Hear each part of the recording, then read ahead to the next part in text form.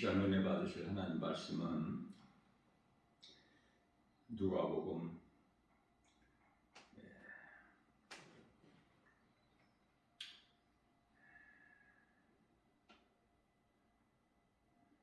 15장 13절 말씀입니다. 그 후 며칠이 안 되어 둘째 아들이 재물을 다 모아가지고 먼 나라에 가 거기서 허랑방탕하여 그 재산을 낭비하더니. 아멘. 오늘 우리에게 주신 말씀은 돌아온 탕자죠.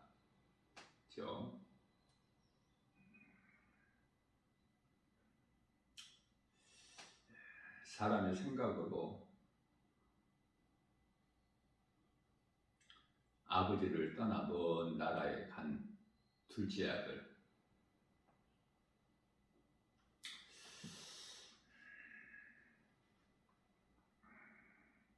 아버지가 아직 살아계시는데 아버지에게 아버지가 죽으면 나에게 돌아올 분깃을 좀 미리 주소서.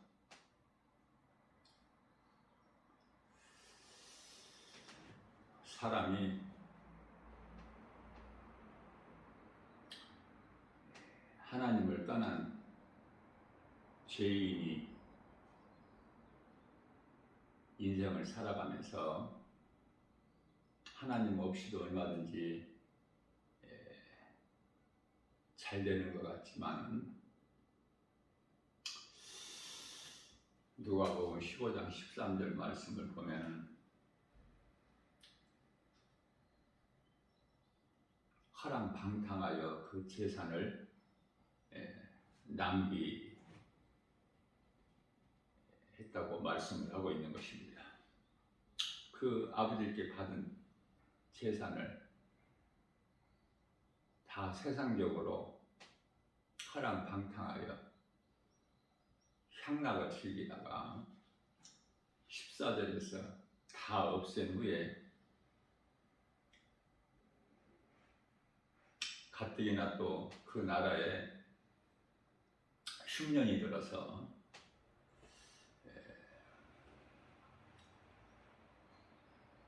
그가 이제 비로소 궁핍하게 된다고 말씀을 하고 있죠.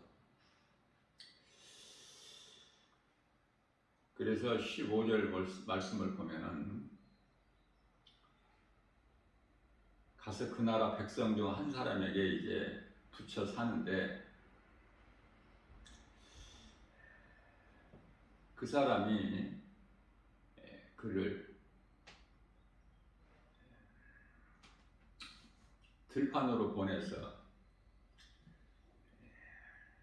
돼지를 치게 하였는데, 어제는 양을 치는 목자에 대해서 잠깐 언급을 했죠. 오늘 이제 돼지를 치는 아버지를 떠나서 허랑방탕하여 가진 것을 다 탕진하고 이제 먹기 위하여 돼지 치는 자가 되어버리죠. 들에서.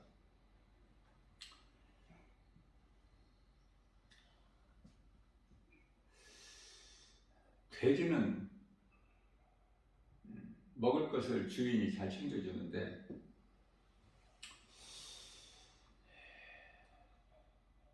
아버지를 떠난 둘째 아들은 인생이 망가져가지고 피폐한 삶을 살게 되죠. 어느 정도냐면은 돼지가 먹는 쥐염 열매 그것으로라도 배를 채우고자 하나 주는 자가 없다고 말씀을 하셔요. 세상은 우리를 거짓으로 미혹하고 세상 임금은 마귀지만은 그 속에서 얻을 것이 우리는 아무것도 없어요. 다 헛된 것이기 때문에 잠시 후에 다 불에 녹아져 버릴 거야. 베드로후서 3장 7절이죠. 그러니까 세상이 무엇인지를 우리가 살고 있는 이 세상이라는 무대가 무엇인지를 알고 살아야죠. 세상 임금이 막인데 우리를 사랑해서가 아니라 우리를 죽이고 멸망시키기 위해서 우리 마음을 도둑질하는 거, 요한복음 10장 10절에. 세상 따라가게 되면은 사망길이고 영원한 지옥 불못이죠. 알면은 그 길을 안 가지만은 하나님을 모르는 인생은 진리를 모르기 때문에 사망에 매여서 죄 가운데 빠져서 살아갈 수밖에 없어요. 진리를 아는 것이 복음의 빛이 마음에 비춰지는 것이거든요. 고린도후서 4장 6절에서. 자, 하나님을 떠난 인생은 빨리 망가져야 돼요. 그 인생이. 왜냐하면 호세아서 4장 7절에서 하나님을 떠난 인생이 세상적으로 형통하면 하나님께 돌아올 수 있는 기회를 영영 잃어버리거든요. 또한 세상적으로 잘 되는 것은 하나님께 악을 행하는 거예요. 더 죄 가운데 빠져서 거룩하시고 의로우신 하나님과는 더 멀어지게 되죠. 하나님과 멀어진다는 것은 그 관계가 원수 관계예요. 그래서 누가복음 15장 17절 말씀을 보면은 이에 스스로 돌이켜 누가 가르쳐 주는 것이 아니라 스스로 회개할 수 있는 기회를 얻어요. 왜? 하나님을 떠난 인생이 세상에서 망가져 버릴 때, 사망의 문턱에 이르렀을 때 그가 스스로 돌이켜 이르되 내 아버지에게는 양식이 풍족한, 그러니까 먹을 것이 걱정이 없는 품꾼이 얼마나 많은가. 그러나 나는 여기서 주려 죽는구나.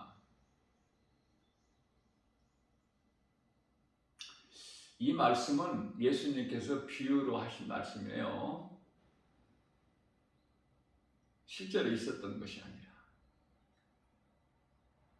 누가복음 다음 장 16장에 나오는 부자와 거지 나사로도 비유로 말씀하신 것이고요. 비유로 쉽게 말씀을 해주셔도 알아듣지를 못하는데 영의 것을 말씀하신들 누가 알아듣겠습니까? 인생은 대단한 것 같지만은 무지하고 어리석어서 지혜가 없어서 헛된 것을 자랑하고 헛된 것을 구하고 그렇게 살다가 망가지는 거, 영원한 멸망에 이르는 거. 크게 보면은 너무나 간단하죠. 생명이 예수께 있기 때문에 예수를 믿으면은 영원한 생명이지만은 예수를 믿지 않는 인생은 잠깐 후면은 푸른 채소가 속히 배임을 당한 것 같이 배임을 당하는 거예요.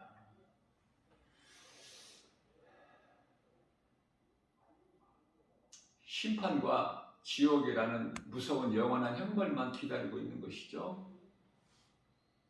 자, 그래서 이 아버지를 떠나 죽을 수밖에 없는 이 둘째 아들이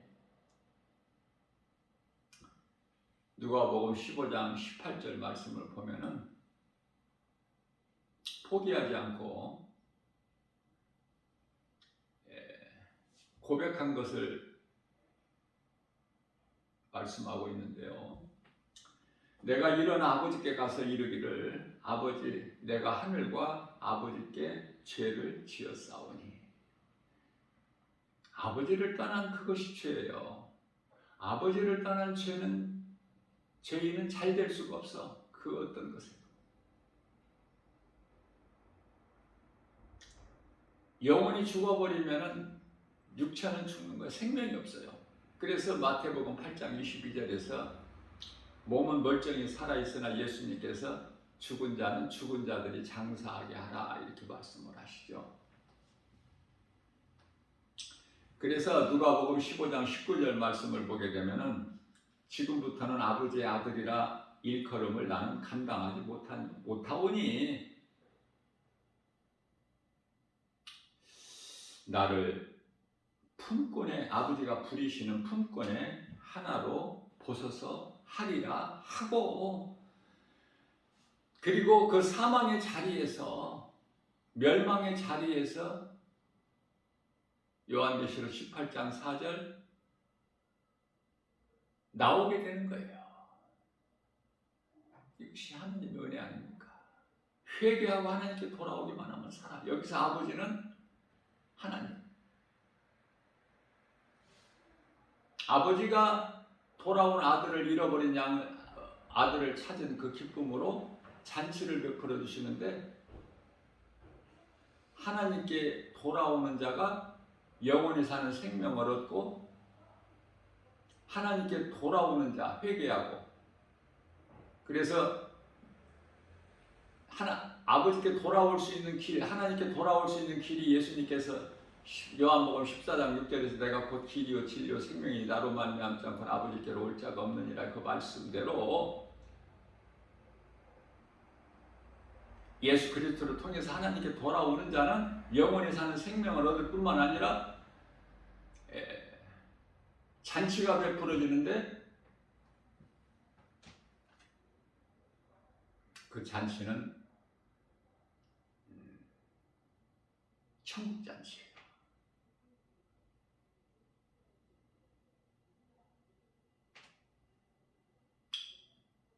요한계시록 19장에 9절인가요?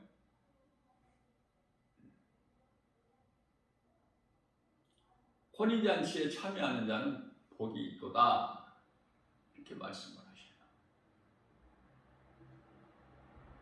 죄로 떠난 인생, 영원히 멸망할 수밖에 없는 죄인이 예수 그리스도를 통해서 하나님께로 돌아오기만 하면 이와 같은 복을 얻으니 세상 어떤 것과 바꿀 수가 없죠.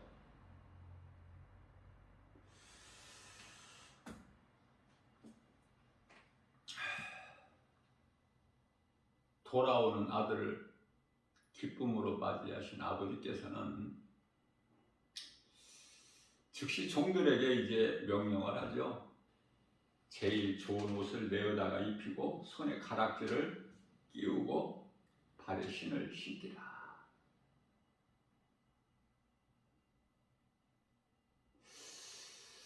종에게는 신발이 없어요. 종이 무슨 가락지를 낍니까? 아들이라는 증거야, 증표, 가락지가.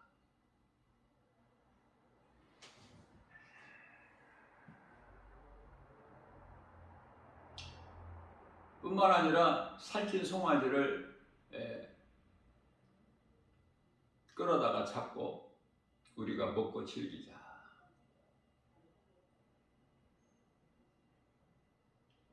그러한 잔치를 베푸시는 하나님의 뜻은 이는 내 아들이 죽었다가 다시 살아났으며 내가 잃었다가 다시 얻었노라 하니 그들이 즐거워하더라.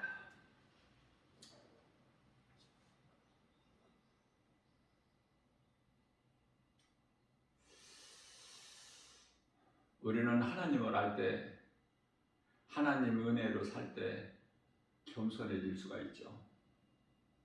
우리의 자랑은 예수 그리스도 뿐이고 모든 것이 하나님의 은혜로 사는 것이기 때문에, 그래서 누가복음 16장 15절에서 예수님께서는 너희는 사람 앞에서 스스로 옳다 하는 자들이나 너희 마음을 하나님께서 아시나니, 사람 중에 사람들에게 높임을 받는 그것은 하나님 앞에 미움을 받는 것이라고 말씀하셔요. 정반대지 않습니까? 하나님을 떠난 인생이 세상에서 잘되면 잘될수록 하나님께는 더 죄악이 되는 것이기 때문에 바리새인들은 사람들에게 높임을 받죠. 그러나 사람 중에 높임을 받는 그것은 하나님 앞에 미움을 받는 것입니다. 그래서 기준을 바리새인들에게 두신 거예요. 너희가 바리새인들보다 낫지 않으면 천국에 들어갈 수가 없다. 예수 그리스도께서 이 땅에 오심으로 인하여 율법과 선지자의 마침이 되죠. 누가복음 16장 16절에서 율법과 선지자는 이제 요한의 때까지요. 세례 요한이 선지자로서 마지막 선지자구나. 예수님 말씀이에요. 자, 그래서 이제 예수 그리스도께서 이 땅에 인간의 모양으로 오셔서 그 뜻을 이루시는데, 그리스도께서 이 땅에 오심으로 인하여 그때부터 하나님의 나라의 복음이 전파되죠.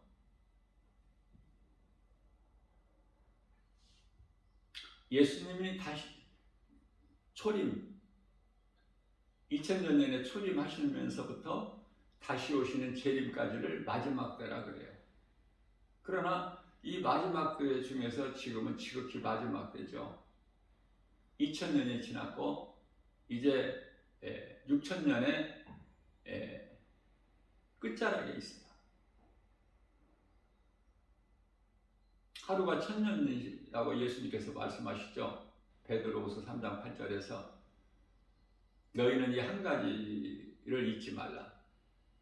그러면은 6000년이면 끝이고 1000년은 일하는 것이 아니에요.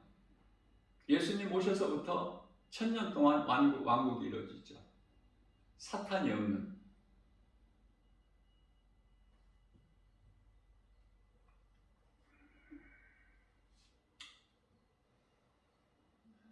율법주의자로 살지 말라.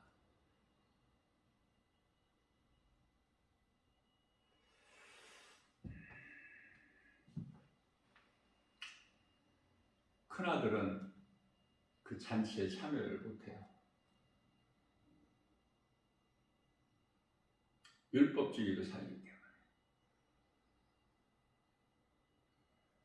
큰아들이 아버지를 떠나지도 않았고 아버지 재산을 허비하지도 않았지만 하나님께서는 우리에게 죄 없이 살아라 말씀하신 것이 아니라 죄 가운데서 빠져 살다가 예수 그리스도 이 진리의 복음을 통해서 죄인인 것을 깨닫고 예수 그리스도를 통해서 하나님께 돌아오기를 원하시는 거예요. 돌아오는 자는, 회개하고 돌아오는 자는 천국잔치의 주인공으로 참여하죠. 그 종들이 하나님의 말씀, 명령에 따르는 종들이 주인공이 아니잖아요. 여기서 종들이라는 하늘의 천사들 아닙니까?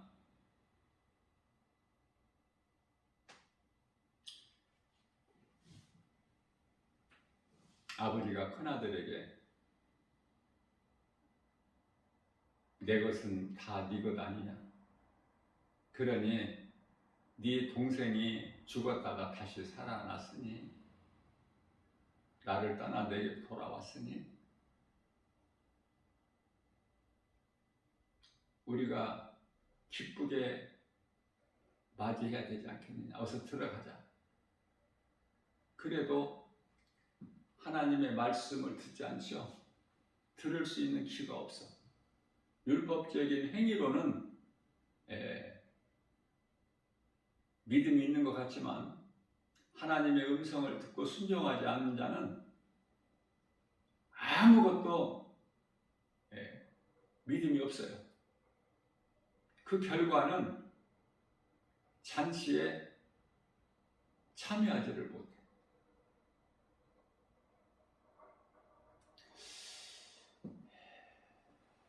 혼인잔치에 하나님의 어린 양 혼인잔치에 참여하는 자는 복이 있지만 참여하지 못한 자는 다 하나같이 다 불의한 자로 지옥불에 던져지는 거예요.